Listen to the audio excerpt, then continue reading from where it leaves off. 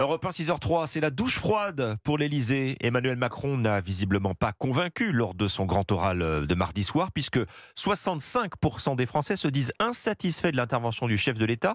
C'est un sondage publié ce matin dans le Figaro. Et parmi les propositions faites par le président lors de sa conférence de presse télévisée, rendre obligatoire le service national universel en classe de seconde. Le SNU, lancé en 2019, c'est un vrai serpent de mer, une sorte de service militaire de 15 jours pour favoriser le brassage social. Il peine à se mettre en place. Pour le rendre obligatoire, Louis Salé, le gouvernement devra franchir plusieurs obstacles. Des obstacles logistiques mais aussi financiers pour trouver des sites d'hébergement, des encadrants formés, assurer le transport des jeunes à travers la France pour une vraie mixité sociale et géographique. Selon le Sénat, le coût annuel de ces séjours dépasserait les 2 milliards d'euros.